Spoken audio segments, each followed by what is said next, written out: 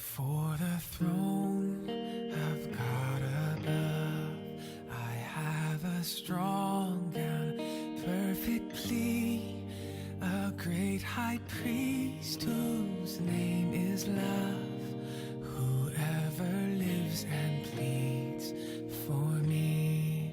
My name is graven on his hands, my name is written.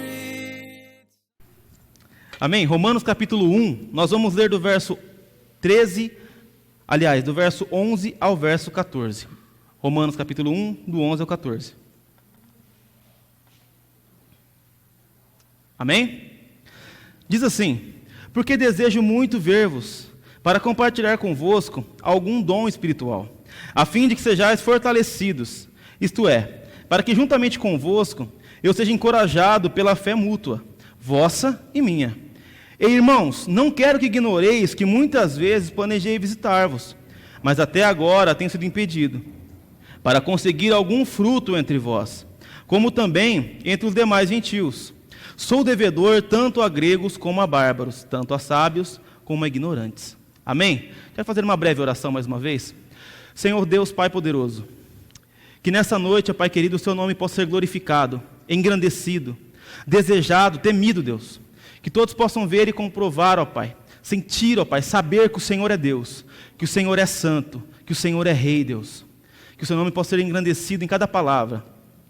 Pai, que do Seu trono fluam, ó Pai querido, as palavras a serem ditas nessa noite, Pai. Que eu não venha falar nada de minha vontade, ó Pai, mas que venha tudo do Senhor, ó Pai. Que os corações possam estar preparados para receber a Tua palavra. E que assim sendo, Deus querido, que eles possam ser transformados nessa noite. E sair daqui diferente da forma que entraram, Pai. Esteja conosco, Pai, em nome de Jesus. Amém. Irmãos, a imagem, não sei por qual motivo não apareceu ali junto com o slide, não veio, mas nós estamos finalizando hoje a nossa série Vida na Igreja, e já estamos fazendo uma ponte com a próxima, que será a Vida com Deus. Então, que você saiba disso, nós não estamos com a imagem ali, mas só para entendermos melhor. Amém? Antes de nós entrarmos no texto, eu gosto muito de filmes, né? Existem filmes bons, sadios para a gente assistir, alguns nem tanto, né? Mas eu gosto de assistir filmes, o pastor Fernando também gosta, talvez eu goste um pouquinho menos que ele, mas eu gosto também. E algo que está em alta hoje, no mundo cinematográfico, são os filmes de herói. Eles retornaram com toda a força, né? Antigamente ele era forte. Nós lembramos daquele Batman bem feinho correndo, né? Com o Robin alguns anos atrás. E aí isso saiu de moda, porque virou coisa de criança, mas hoje voltou e os adultos voltaram com tudo também, assistindo esses filmes de herói. E são as maiores bilheterias do cinema, são esses filmes de herói. E o que é interessante é que se nós analisarmos o contexto desses filmes, dessas histórias, quase todas elas estão, de certa forma, relacionadas com problemas de identidade. Como assim? Muitos deles não sabiam que eram heróis, daí, de repente, em algum momento da vida, descobrem que são heróis. Outros são picados por aranhas, outros são eletrocutados com um choque e recebem poderes, e daí por diante. E aí, em determinado momento da vida deles, eles recebem poderes. Mas quando acontecem isso, também eles se escondem, né? Não podem ser vistos pelo público, e colocam máscaras e coisas do tipo. E aí começa um novo tipo de crise de identidade. Me mostro, não me mostro, mostro quem eu sou, não mostro quem eu sou, nasci assim, não nasci assado. E até tem uma série, né, que é o X-Men, e nele até uma escola já foi fundada para lidar com esses tipos de extraterrestres aí, sei lá, que tem um poder especial. E aí nessa escola especial, eles aprendem a ser quem eles são de verdade e lidar com suas características, digamos assim. Então, é um problema dos filmes de herói. Eles têm que lidar com um problema de identidade que eles têm. São, não são, quem são? Quem são mostra a eles o que eles devem fazer na vida deles. A partir do momento que eles se tornam heróis, a gente vê que sempre aqueles que se tornam eram pessoas fracas, né? Mirradinhas, daí de repente recebem poder, e agora eles não podem mais deixar o mal acontecer, porque agora eles são heróis, os guardiões do bem. Então eles começam a fazer coisas que eles não faziam antes. Mudou a identidade deles, mas eles têm que se esconder atrás daquela aparência também ainda fraca. Por outro lado, são fortes. Então, é um problema de identidade. E é o que o cinema mais consome hoje em dia. Esse problema de identidade, ele vai por toda a vida desses heróis aí, né? Isso é comum de acontecer. Mas isso não é nada mais do que um anseio que a humanidade sempre teve. De responder uma pergunta, né? Quem sou eu? Em toda a história humana, desde que o homem passou a escrever, nós temos relatos, sempre se ouve a discussão sobre o quem eu sou. Quem eu sou? E aí nós vamos olhar durante a história e vamos ver que muitos filósofos tratavam disso de forma muito séria. Quem eu sou, queriam saber quem eles eram. Muitas obras foram escritas sobre esse tema, muitas músicas foram feitas sobre isso, muitos poemas foram feitos sobre isso. Nós vemos pinturas sendo feitas sobre isso, a arte realçando esse anseio do ser humano, por querer saber de fato quem é, né? E hoje nós vamos falar sobre isso. Quem eu sou? Quem nós somos? Esse conflito que o cinema tenta nos transmitir, esse anseio que os filósofos tentaram responder. A Bíblia ela não está indiferente a este assunto. Ela também tratou desse assunto. Deus também falou conosco sobre isso. Jesus Cristo também falou conosco sobre isso. Então nós temos que entender o quê? Quem nós somos. Nós falamos sobre quem nós somos na vida pública. Nós estamos falando sobre quem nós somos na vida na igreja. E hoje nós falaremos também sobre quem nós somos para com Deus. Essas coisas estão intimamente ligadas. Quem nós somos? Quem nós entendemos que nós somos diante de Deus? A partir disso, nós vamos moldar toda a nossa vida. Quem nós somos na nossa vida pública, privada, quem nós somos na igreja. Tudo isso é apenas um resultado de quem nós somos para com Deus. Quem nós entendemos que nós somos, quem nós entendemos que Deus é, a partir dessa compreensão, nós moldamos toda a nossa vida. E quando você olha para uma pessoa na esfera pública, então, você pode ter uma ideia de como ela está com Deus. Isso é sério. Isso é importante. Às vezes você olha aquela pessoa ranzinza, mal educada, que resmunga de tudo, está tudo ruim, está tudo mal. Pode ter certeza que a vida dela com Deus não está bem. Ela também está ranzinza com Deus. Aquela pessoa que se queixa, que só reclama, ela também não está bem com Deus. Por mais que se você perguntar para ela, ela não vai ter coragem de dizer assim, estou de mal com Deus. Ela não vai dizer isso, né? Só se for uma criança, a criança ela até fala. Mas um adulto não. E se você vê uma pessoa, em alguns casos, em paz, tranquilidade, mesmo em meio à tempestade, essa pessoa com certeza está com um relacionamento bom com Deus. Eu não estou dizendo que ela não está em pecado, porque pecar todos nós pecamos. Mas pelo menos ela está bem com Deus. Ela entende quem ela é perante Deus, ela entende quem Deus é. E esse, como eu já disse, é um anseio da humanidade. Nós vamos ver uma frase que foi cunhada mais ou menos 400, 500 anos antes de Cristo. Ela é bem conhecida, pelo menos o começo dela. Diz assim: conhece-te a ti mesmo e conhecerás todo o universo e os deuses, porque se o que procuras não achares primeiro dentro de ti, não acharás em lugar nenhum. Essa é uma frase que tem mais ou menos 600, 500, não se tem uma data exata, antes de Cristo. Então, mais de 2.500 anos atrás foi escrita. Foi escrito no templo de Delfos, na Grécia antiga. Alguns atribuem a Sócrates, outros a Platão, outros a Tales de Mileto, alguns daqueles filósofos daquela época. A verdade é que não se sabe de quem é. Nós conhecemos esse começo, né? Conhece a ti mesmo. E essa frase é uma frase que repercutiu por muito tempo, e até hoje, ela é muito usada, principalmente por aqueles que gostam da filosofia. Mas naquele período em que ela foi escrita, ela gerou muitos pensamentos partiram dela. Mas a questão para nós hoje ela é verdadeira? Será que o que esta frase, por exemplo, diz, ela é verdadeira? Será que se eu me conhecer, a partir desse conhecimento, eu vou poder conhecer todo o universo, vou poder conhecer Deus, ou os deuses, ali eles diziam os deuses pagãos, né? Não o nosso Deus, eram os deuses pagãos que não existem. Mas nós poderemos conhecer Deus através do conhecimento que nós temos de nós mesmos? Nós podemos conhecer todo o universo a partir do conhecimento que nós temos de nós mesmos? A resposta é não.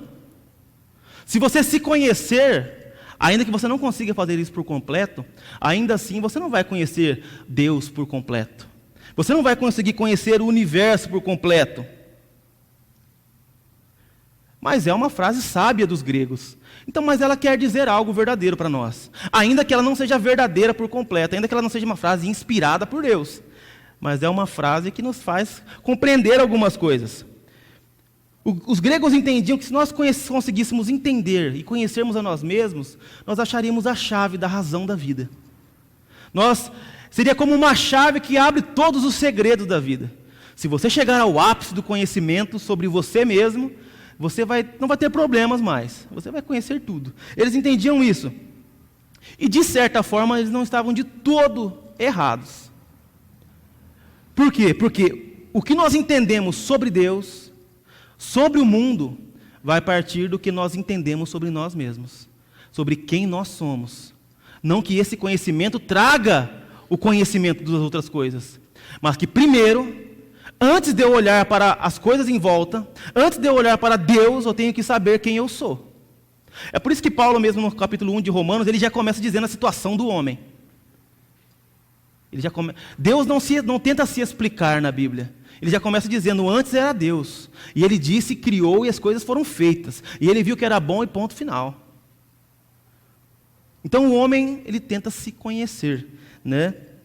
E sabendo quem ele é, ele consegue entender um pouco o que está à volta dele. Você consegue se situar, digamos assim, né? Conseguir entender as coisas que estão ao seu redor. Contudo, o mundo, a sabedoria, a arte, tudo que o mundo tentou fazer até hoje, os mais sinceros vão dizer que não sabem a resposta para essa pergunta, para este anseio. Quem eu sou? Os mais sinceros, talvez as mentes mais brilhantes em sua sinceridade, vão dizer assim, nós não sabemos. Não sabemos. Um grande médico e escritor, né, mais escritor do que médico até, disse a seguinte frase, Augusto Cury: há muitos anos me pergunto quem eu sou. Quanto mais me pergunto, menos sei quem eu sou. O que penso que sou não é quem sou. É até um pouco confuso, mas o que ele está querendo dizer? Eu não sei quem que eu sou. E o que eu penso de mim não é quem eu sou também. Ele está errado quanto a isso? Não. Normalmente nós temos um pensamento sobre nós que está errado. Às vezes você acha que você está bem, né? É como você está em casa se arrumando para sair, né? E aí você olha e fala, puxa, eu estou legal, estou bacana, né? E aí a sua esposa fala assim, olha, você esqueceu de tirar a etiqueta desse tamanho aqui no seu ombro, né? Ela fala, está aqui. Sobrou um monte de creme no seu cabelo, aí você tem que tirar. Você tem uma perspectiva de você, fala assim, olha, eu estou bem. Mas pergunta para quem está do seu lado como você está de verdade. Às vezes você pensa que você é uma coisa, mas pergunta para o seu marido quem você é. Mas não pergunta assim, olha amor, como eu sou? Ah, você é bacana, gente boa. Não, primeiro você mostra quem você acha que você é. Olha, eu sei que eu sou uma pessoa muito carinhosa, gentil, eu sou uma pessoa prestativa, eu sou inteligente, eu sou engraçado. É verdade, meu amor? Ela vai falar assim para você, olha, mais ou menos, viu? As piadas não têm tanta graça, você também não é tão, né? O Augusto Cury está querendo dizer aqui, o que eu penso que eu sou, eu também sei que não sou. Nem o que eu penso, então eu não sei quem eu sou. Olha como é, de certa forma, até confuso isso. Né? Outro grande pensador, Fernando Pessoa, poeta português, diz assim, sou como um quarto com inúmeros espelhos fantásticos que torcem para reflexões falsas. O que ele quer dizer com isso? Eu me vejo de várias formas diferentes, mas eu sei que todas elas estão distorcidas. Ele quer dizer, embora pareça que eu saiba quem eu sou, eu também não sei quem eu sou. As imagens que eu tenho de mim são distorcidas. Nós temos que fazer esse exercício. Como realmente eu sou? Quem eu sou? Será que eu sou o que eu penso que eu sou? Né? E nós vamos entender que não é bem assim. Nós criamos várias imagens de nós mesmos. Nós criamos imagens de nós mesmos, mas a maioria delas estão distorcidas. Na sinceridade, o mundo não pode responder essas coisas. Olha que uma outra poetisa do século passado, portuguesa, Floribela Espanca, dizia sobre ela: sei lá quem eu sou, sei lá, cumprindo os fados num mundo de maldades e pecados. Sou mais um mal, mais um pecador. Eu não sei quem eu sou, só sei que eu sou mal e eu sou pecadora, mas eu não sei quem eu sou de verdade. Na música nós não vemos diferente. Aqueles que nós achamos que são grandes pensadores da música, também não, na cultura jovem, também não respondem isso. Olha o que Renato Russo dizia: sempre precisei de um pouco de atenção, acho que nem sei quem sou, só sei do que não gosto. Eu sou uma pessoa carente, está querendo dizer. Eu nem sei quem eu sou. Outro, Cazuza, né? Dizia assim: eu não sei quem sou, nem por que faço. Oi? Raul Seixas? Ah, tá. Ninguém tem o direito de me julgar a não ser eu mesmo. Eu me pertenço e de mim faço o que entender. E para encerrar, uma outra chamada Clarice Lispector, uma escritora também, dizia assim: a única verdade é que vivo. Sinceramente eu vivo. Quem sou? Bem, isso já é demais. Uma outra grande pensadora. O que eu estou querendo dizer com isso? Esse anseio, ele sempre existiu no coração do homem. Nós vamos ver, há milhares de anos atrás, o homem se perguntando: quem eu sou? E ele dizia assim: se você se conhecer, você vai entender as coisas. E até hoje essa busca continua. Os grandes pensadores, artistas, tentaram responder essa questão e não conseguiram. Não conseguiram. Será que eles pararam de perguntar isso então? Não. Se você for olhar em contrapartida na nossa sociedade, a sociedade ela tem um grito, que ela diz assim: seja você mesmo. Você já ouviu isso? Seja você mesmo, se conheça, se descubra, não se limite pelas imposições dos outros. Viva quem você é, não se reprima. Tem uma música, né, antiga, não é muito do meu tempo, mas eu sei que tem. Falava: não se reprima, viva quem você é. Né? Para alguns mais libertinos, fala assim: ó, saia do armário. Né? Mas viva quem você é, não deixe se limitar pelo que a sociedade diz, a própria sociedade diz para você. Não deixe se limitar por tabus, quebre o tabu. Seja quem você é, faça o que você tem vontade. E baseado nisso, nós vemos cada vez mais o mundo caminhando para a libertinagem. Cada vez mais. Nós vemos homossexuais se casando já e a lei amparando isso. Não somente isso. Nós já vemos pedofilia. Velhos, pessoas já com idade avançada se casando com crianças de 10, 11 anos. Por quê? Esse é o desejo dele, é a vontade dele, você não pode reprimi-lo, isso é quem ele é. Já tem casos de pessoas brigando na justiça para se casarem com seus pais. Até com animais já entraram com recursos na justiça. Mas se nós não temos Deus que nos julga, que é um padrão moral acima de nós, por que isso é errado?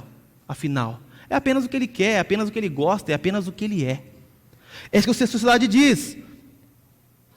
Seja quem você é, se descubra. E o desconhecimento de quem nós somos só tem nos trazido prejuízos. Quem já não se machucou pensando que era diferente do que é, por exemplo? Porque nós não sabemos quem nós somos, nos traz prejuízos. Você concorda com isso? Você já achou que era mais forte do que era e foi querer pegar um peso e deu aquela travada nas costas? Ai, achou que era mais forte, mas viu que não era. Você já não achou que poderia pegar um peso que não podia? Há algum tempo atrás eu comprei uma bicicleta. Né? E aí eu moro próximo de Piratininga, no condomínio de Sabiás. É mais ou menos 10 quilômetros de Piratininga ali, pela pista. E aí eu comprei uma bicicleta em Piratininga. Aí eu falei para minha sogra, né? Olha, você pode me levar lá que eu vou... Né? Eu estava sem meu carro, falei: olha, me leve lá. Tá bom, me levou lá. E aí eu falei o que para ela? Me deixa aqui que eu vou voltar pedalando. né? Vocês já imaginam pelo biotipo que não é o costume, né? Aí eu falei, vou voltar pedalando. Ela falou, não, Júnior, põe no carro e vamos voltar de carro. Eu vou voltar pedalando. E aí eu insisti com ela. E ela insistiu mais que eu. Aí eu acabei concordando com ela. Falei, tá bom, vai. Colocamos no carro e voltamos. A umas 5 quadras da minha casa, eu falei, me deixa aqui que daqui eu vou. Quero experimentar minha bicicleta. Irmãos, quase morri em 5 quadras. E eu queria voltar de Piratininga. O que eu estou querendo dizer com isso? Eu desconhecia quem eu era. Uma incapacidade que eu tinha. Eu achava que eu estava bem, que eu estava em forma, porque eu dava uma volta na quadra e achava bem. Eu falei, não, eu posso voltar pedalando. Eu não andei 10% do trajeto e quase morri. E eu que sou acostumado a andar de moto ainda, falei, não tem seta, não dá para acelerar. Você entra em desespero, né? Mas eu me desconhecia. Eu não saber quem eu era poderia ter me trazido graves prejuízos. Se eu tivesse insistido em voltar, eu teria ligado para alguém e falado, vem me buscar. Eu não sabia quem eu era. E às vezes nós somos assim. Achamos que podemos fazer um exercício físico, nós não podemos. Nós achamos que podemos comer mais do que nós podemos. Daí vem aquela indigestão. Aí vem aquela dor no estômago. Eu acho que eu posso comer mais, mas eu não posso. Alguns acham que podem beber bebidas alcoólicas. E aí descobrem de uma forma desagradável que não podem. Eles se desconhecem. Alguns acham que podem chegar perto demais do pecado e falam assim, eu vou chegar perto porque eu não preciso, eu sou forte contra esse pecado. Eu vou chegar perto dele, eu vou até brincar um pouquinho com ele, porque eu sei que eu sou forte, mas daí se queima no fogo do pecado. Porque chegou perto demais, não se conhecia, não sabia os seus limites, não sabia quem verdadeiramente era, um miserável pecador dependente da graça de Deus. Chegou perto do pecado e o pecado queimou. Você se desconheceu, você se subestimou. Pensa que pode fazer um serviço em cima da hora, fala, não, eu tenho capacidade, eu faço um dia antes. E aí viu que não poderia. Quem já não passou por isso também? Esse é o desconhecimento. Não saber quem nós somos nos traz prejuízos, em todos os aspectos. Não saber quem somos nos fará achar que sempre todos nos devem. E esse é o reflexo da sociedade dos nossos dias. Não saber quem nós somos, nós vamos achar que todos nos devem. E isso afeta a nossa vida na igreja, a nossa vida pública, privada e nossa vida com Deus principalmente. Então, se nós não sabemos quem somos, nos afeta tanto, a pergunta para nós é, quem nós somos? Essa pergunta que os filósofos, os artistas não podiam responder, essa pergunta que nos faz ter tantos prejuízos na nossa vida. Então, quem nós somos de verdade? Muitas coisas poderiam ser ditas sobre isso, né? E os cristãos também sempre pensaram sobre isso. E a palavra de Deus nos orienta sobre isso. Cristo, ele profere em Mateus 18 uma parábola, que é a parábola do devedor e do cobrador. Nós conhecemos bem essa parábola. E ela diz que um rei, ele decide cobrar os seus devedores. E aí ele pega como se fosse aquela listinha da mercearia, né? Que nós tínhamos. Deixa eu ver os meus devedores. E aí esse rei, querendo cobrar os seus devedores, de repente ele vê o primeiro da lista ali, que é o que devia mais talvez, e fala assim, me traga esse homem. E aí vem um homem que devia 10.000 talentos. Para nós entendermos, era impagável. Precisaria de centenas de anos de trabalho para pagar essa dívida. Era uma dívida impagável. Então o rei chama esse homem, fala, olha, eu vou escravizar você, sua mulher, seus filhos, todos, o seu gado, tudo que você tem vai ser meu, porque você me deve. E você não pode me pagar, eu sei que você não pode me pagar. Aí esse homem suplica pela misericórdia do rei. Não, me dá tempo que eu vou te pagar. O rei sabia que ele não ia pagar. Mas fala assim, então eu te perdoo, não tem problema. Aí esse homem sai e encontra alguém que deve 100 para ele. 100 dinheiros, né? Tem denários. Para nós entendermos, era mais ou menos um mês de trabalho.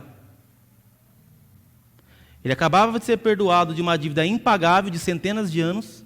Ele encontra alguém que deve para ele 100 dinheiros, 100 denários, que eram mais ou menos um mês de trabalho. E aí esse homem fala assim, olha, tenha misericórdia de mim, porque eu vou te pagar. E ele fala assim, eu não tenho misericórdia de você. Você será condenado porque você me deve e não me pagou. O rei fica sabendo dessa história, chama ele de volta e fala assim, agora você vai pagar. Você não tem como pagar, então você vai ser preso. Você vai ser castigado, porque você não teve misericórdia. Eu te perdoei uma dívida impagável e hoje você não perdoa uma dívida minúscula. Então você, seu devedor mau, infiel, você vai pagar. E foi isso que aconteceu. Ele era um devedor perdoado, que deveria saber quem é, viver como quem é. Será que esse era mais ou menos o entendimento de Paulo? Vamos ler agora o texto que nós lemos no começo.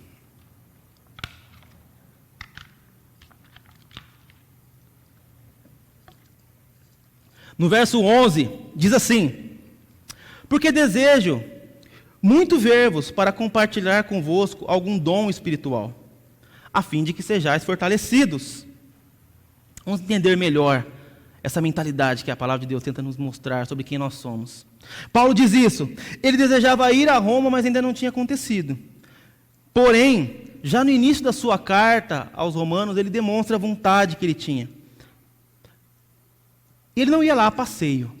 Ele não falava assim, olha, eu quero ir aí para conhecer as praias que tem aí, para conhecer os hotéis, os resorts. Não. Primeiro ele diz, eu estou indo aí porque eu quero compartilhar um dom espiritual.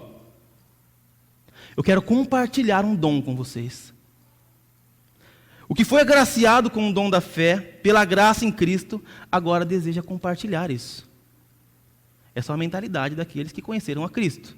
Ele recebeu o dom da graça, da misericórdia de Deus, agora ele deseja compartilhar.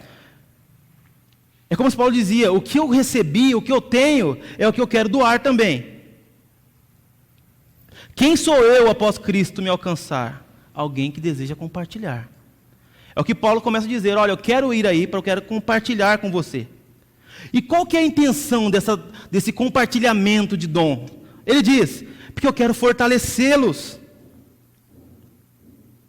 Eu quero ir até aí porque eu quero fortalecê-los, eu quero compartilhar o dom que há em mim com vocês. E eu quero que vocês sejam fortalecidos através disso.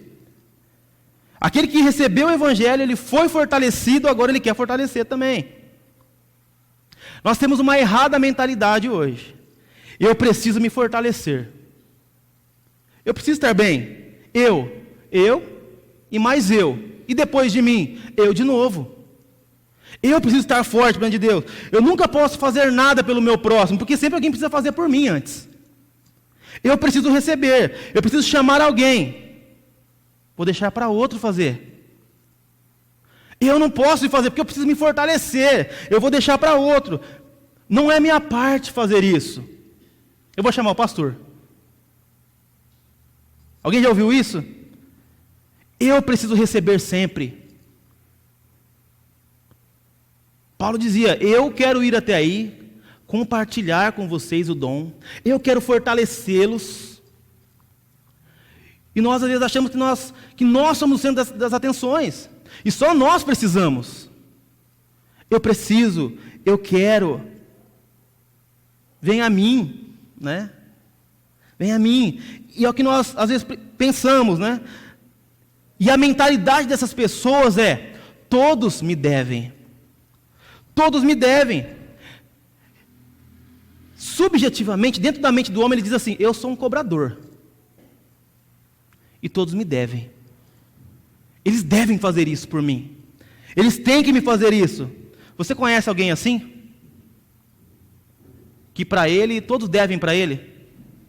De alguma forma, ele trata mal seus parentes, ele trata mal a sua família, seus colegas de trabalho. Ele é sempre a vítima. Sempre que precisa ser compreendido, mas nunca tem que compreender ninguém. Ele sempre precisa ser perdoado, mas ele nunca precisa perdoar ninguém. Ele sempre precisa receber mais, mas nunca doa a ninguém. Ele sempre precisa dar atenção, mas nunca dá atenção quando alguém precisa. Sempre precisa receber. Eu preciso de mais. Eu não visito ninguém, mas eu preciso que as pessoas me visitem. Eu não ligo para ninguém perguntando se está tudo bem, mas as pessoas não me ligam também. Elas me devem isso. Eu não fui 2 dias na igreja, o pastor nem me ligou. Ele deveria ter me ligado, ele me deve isso. Tal pessoa, aquele outro, fulano, ele deve a atenção dele a mim. Eu fiz algo de errado, mas ele é crente, ele deve me perdoar. É obrigação dele fazer isso. Eu caí, eu pequei, então ele tem que me perdoar, porque é obrigação dele, ele me deve isso, como se ele tivesse comprado algo. E nós vemos essa mentalidade nas igrejas, nós vemos essa mentalidade no mundo. A mídia colabora para isso. Nós vemos os anúncios e a mídia diz: você tem o direito, é seu direito, exija seus direitos, é seu. Corra, busque, consiga, é seu. Em alguns casos isso é verdade. Nós temos direitos. Direito do consumidor, por aí afora. Mas nós termos direito nos faz extrapolar muitas vezes isso. E acharmos que além do direito, as pessoas nos devem. Você já viu alguém tratando mal, por exemplo, um vendedor? É uma relação comum. Você está indo comprar um item. E ele é o vendedor que vai vender o item. Ele não te deve nada. Não ache que é porque ele vai ganhar, lucrar, é o emprego dele, ele te deve. Ele não te deve. Essa mentalidade reflete a sua relação com Deus. Você tratar mal um garçom, por exemplo, que ele tem que te servir, você acha que ele te deve, ele não te deve. Ele não deve nem ao patrão dele. É uma relação de troca. Há um serviço para ser executado, ele recebe para isso, ele faz o serviço dele. Ninguém deve nada a ninguém. Vocês compreendem essa mentalidade? O mundo tem trazido isso, tem entrado em nossos corações. Nós vemos palestras motivacionais dizendo isso. A igreja entrou e deixou isso entrar para dentro dela. E aí nós vamos em alguns cultos e nós vemos assim: você tem poder, você tem o valor, você tem a promessa, você tem o chamado, você recebe. E alguns até dizem: decrete, declare, Deus tem que fazer, Ele tem que dar. Ele até diz em Malaquias, fazer prova de mim. Distorcem o texto, dizendo assim: olha, Deus tem que fazer por você. E aí Ele te coloca numa posição de que Deus me deve. Se eu vou na igreja a semana inteira, todo domingo dou meu dízimo, Deus não pode deixar eu ficar desempregado. Ele me deve isso. Se eu vou na igreja, eu não peco, eu não traio a minha esposa, eu não roubo, Deus não pode me dar uma doença. Porque se eu tiver uma doença, Deus está sendo injusto, porque Ele me devia um corpo são. E alguns lugares têm pregado isso. Você tem direito à prosperidade. E quando isso não acontece, a sua relação com Deus se estremece. Porque o seu direito como consumidor faz Deus como devedor estar errado e você certo. Percebe como essa mentalidade entrou? E Paulo diz assim: eu estou indo para aí porque eu quero compartilhar algo com vocês, para fortalecer vocês. As músicas que são cantadas hoje refletem isso. Você tem um valor, você é precioso, mais puro que o ouro. Hoje o meu milagre vai chegar, ele tem que chegar, restitui, eu quero de volta o que é meu. Para quem você está cantando isso? Deus, eu quero de volta o que é meu. Deus está te devendo algo, é a mentalidade. A minha vitória teve, a minha derrota teve sabor amargo, mas Deus vai ter que dar a minha vitória sabor de mel para mim. É a mentalidade. Eu reclamo, mas o que eu faço para mudar? O que eu tenho feito? Qual tem sido a minha parte? Não, eu não faço nada, porque afinal o papel é dos outros. Quem tem que fazer é o outro. O papel é do outro. Entra na igreja um dia e fala: nossa, essa igreja está meio empoeirada, Nunca se dispôs a limpar. Por quê? Os outros têm obrigação de fazer, eu não. Nossa, aquele irmãozinho está lá e ninguém vai visitar ele, você já foi? Tal coisa, aquilo, está no hospital. Irmãos, ninguém nos deve nada. Deus não nos deve, o nosso irmão não nos deve. Quando nós agimos dessa forma, como se nós disséssemos, eu não entendi o Evangelho ainda. Se nós olharmos para Cristo, para o Evangelho, nós ficaremos envergonhados. Porque Ele preferiu, por amor, graça, misericórdia, viver no nosso mundo, sofrer, morrer a nossa morte, para que nós tenhamos vida. E o que Ele ganhou com isso? Ser insultado, humilhado, cuspido, pregado numa cruz. É um amor que constrange o amor de Deus. Por isso algumas religiões nem conseguem aceitar. E Paulo continua dizendo para nós no verso 12. Isto é, para que juntamente convosco eu seja encorajado pela fé mútua, vossa e minha. Olha o que Paulo está dizendo. Para compartilhando o dom, fortalecendo, então ambos sejamos encorajados, ambos, pela fé mútua. Percebem a relação? Eu vou até vocês, eu compartilho com vocês o dom, nós nos fortalecemos, nós nos encorajamos com a nossa fé mútua. Essa é a relação, esse é o relacionamento. Não sou cobrador, quando eu entendo que eu não sou o cobrador, é mútuo o crescimento, o encorajamento. Quando nós não olhamos para o nosso vizinho, nosso irmão, e achamos que ele nos deve, nós crescemos e somos encorajados. Mutuamente com isso. Paulo diz que os encorajaria e que com isso também seria encorajado. Ele era Paulo, mas ele precisava ser encorajado também. Ele pode ter sido o maior missionário do mundo. Ele pode ter sido o último apóstolo, aquele quem Deus chamou pessoalmente. Mas ele diz assim, eu preciso ser encorajado por vocês também. Eu quero ser encorajado, eu quero compartilhar com vocês. Mas eu quero me unir com vocês na nossa fé, para que eu também seja encorajado. Eu preciso disso. Paulo não era um Superman, um Hulk, ele era um homem. E não imagine que o irmão do seu lado seja melhor do que Paulo, porque ele não é. Ele também precisa ser encorajado. Qualquer um precisa ser encorajado, precisa ser fortalecido. Olha, esse homem é um homem de Deus, não vou nem orar por ele, vou pular ele na minha oração, vou orar pelo outro. Que aquele ali parece que é um pecador, eu oro pelo pecador, o que parece estar bom eu não vou nem orar. Paulo falou assim, eu preciso da oração de vocês, eu preciso ser fortalecido com vocês. E humanamente falando, irmão, se Paulo precisou, quem somos nós? Nós precisamos. O mundo não nos deve, a nossa família não nos deve, ninguém nos deve, a nossa igreja não nos deve.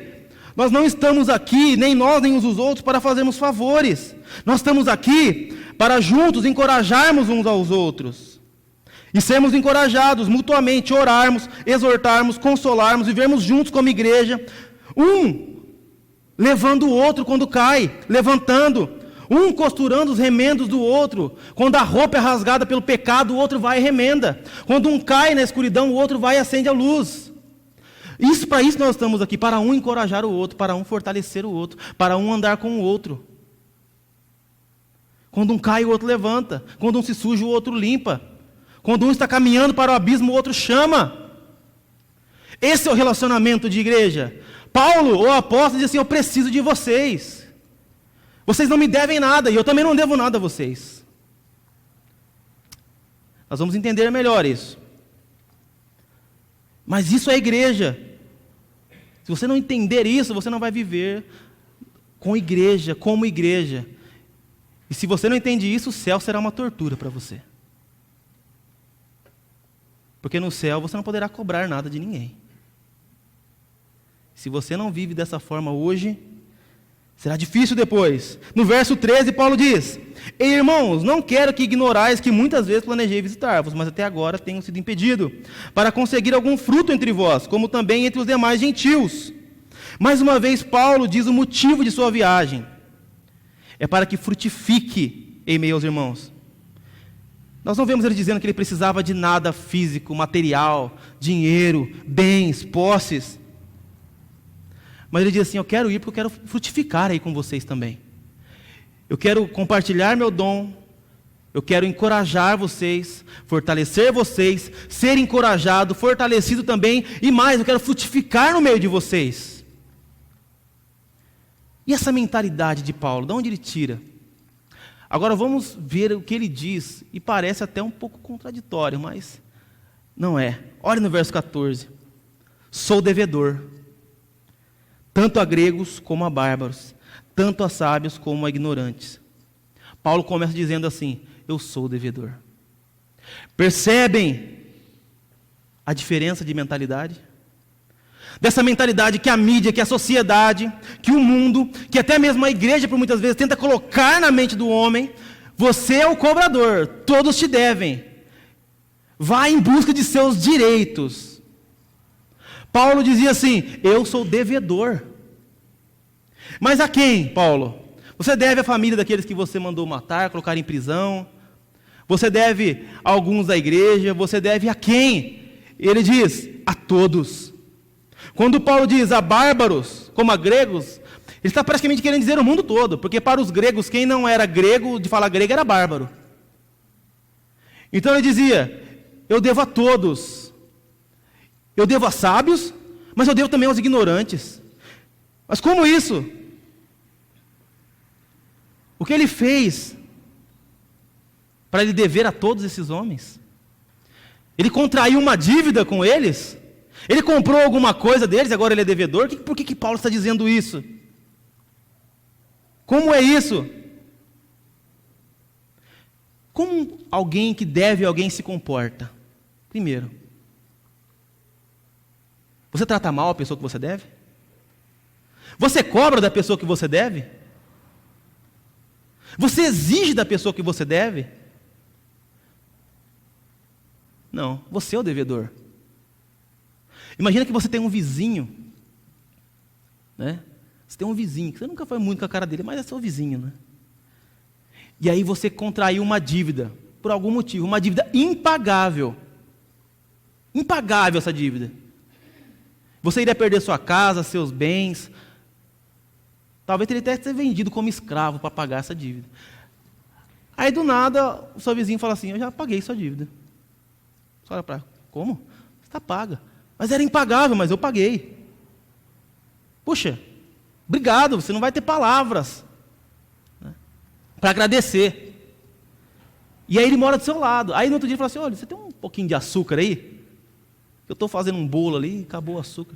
O que você diria para ele? Puxa, açúcar? Eu vou cortar uma cana para você. Fazer o açúcar. Você vai sair de casa, vai ficar constrangido. Ele saindo de resto: peraí que eu vou olhar para você, vem mais para cá, mais para lá. Você tem uma dívida com ele. E se fosse o contrário? Você pagou uma dívida impagável. Ah, estou com preguiça de lavar a louça. Ô vizinho, você não está fazendo nada, vem para lavar minha louça aqui. Ô vizinho, o cano furou aqui, você não... É mentalidade oposta. O devedor, ele sabe assim: eu estou em dívida.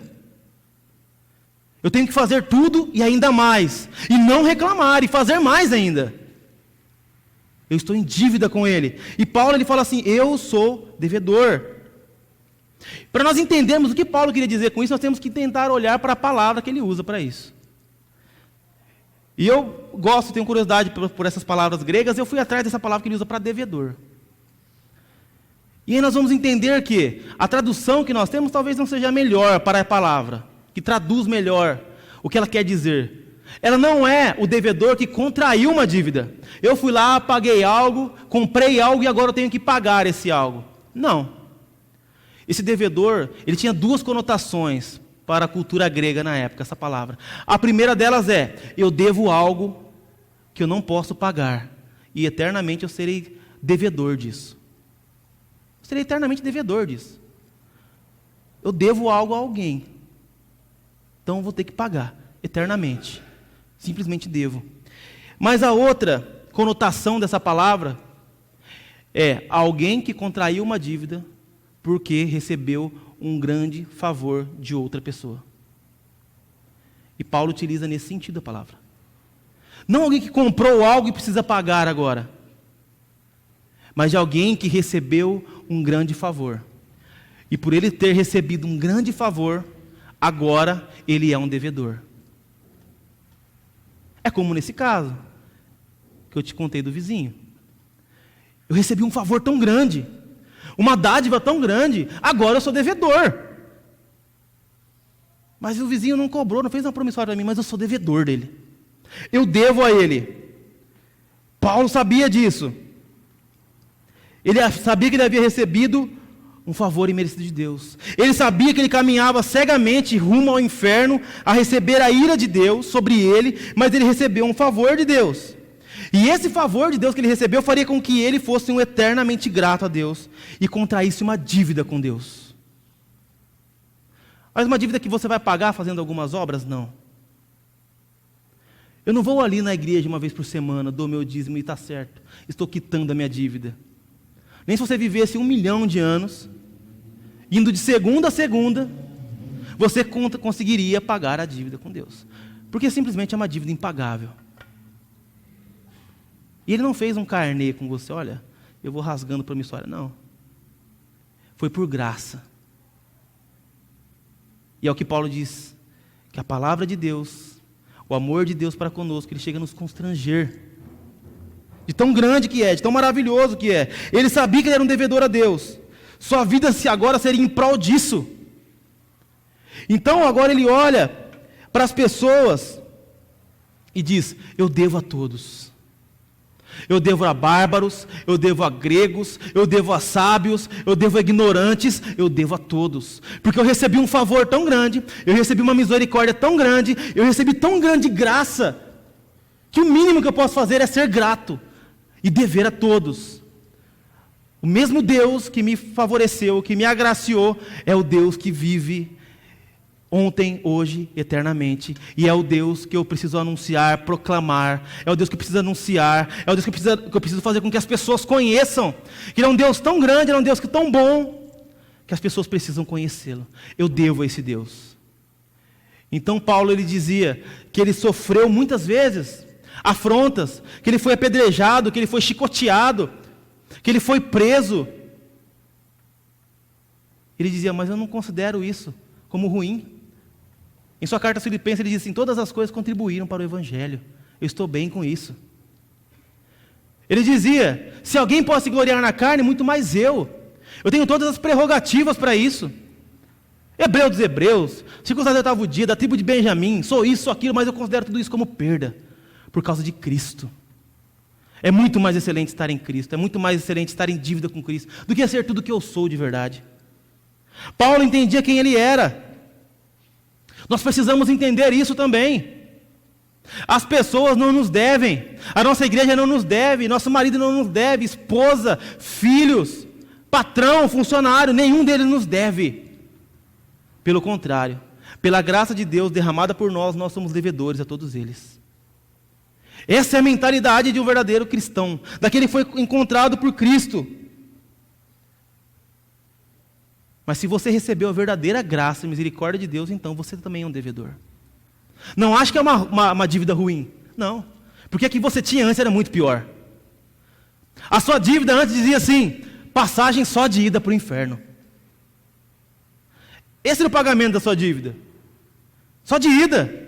Você sofrerá eternamente a ira de Deus sendo derramada sobre você. Você estará apartado da grandiosidade da graça de Deus eternamente. E aí essa dívida pior foi paga.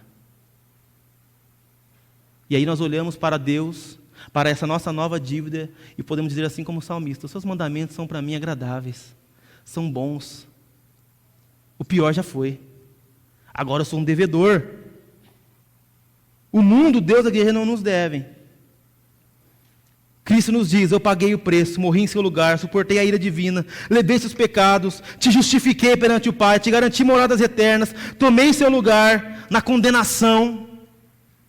Cristo nos diz tudo isso. E Ele diz, creiam em mim, vivam para mim, me amem e amem ao seu próximo. Cristo nos diz isso. Precisamos entender essa situação que nós estamos. O nosso entendimento de quem nós somos vai nos dizer quem nós somos na sociedade, em nossa família, em nossa igreja, com nossos irmãos. Analise o homem a si mesmo. Analise-se. Você tem agido como alguém que as pessoas acham que você é um cobrador? Você vive como alguém que só cobra, só exige, só quer receber, e não faz, não entrega, não se doa? Se você vive dessa forma até hoje, talvez Cristo ainda não te encontrou. Você ainda não foi resgatado por Cristo. O seu coração ainda não pertence a Ele. Mas há uma boa notícia. Ele pode te resgatar. A Bíblia não conta o caso de nenhum pecador que foi a Cristo e Ele rejeitou. E uma boa notícia é, o mesmo Deus que agraciou, favoreceu Paulo, é o mesmo Deus de hoje. Ele não mudou. Ele nunca mudou. Amanhã, nós não saberemos se irá chover, se irá fazer sol, se irá fazer frio. Quem tem um pouco mais de privilégio é o nosso amigo André Deco ali. Ele sabe um pouquinho melhor que nós. Mas podem mudar também as coisas. Mas uma coisa é certeza para nós. Amanhã Deus continuará o mesmo. Independente se nós amanheceremos ou não vivos. Independente se o sol aparecerá. Se a guerra terceira mundial irá acontecer. Independente de qualquer situação, Deus permanecerá o mesmo amanhã. É isso que nos garante a nossa salvação.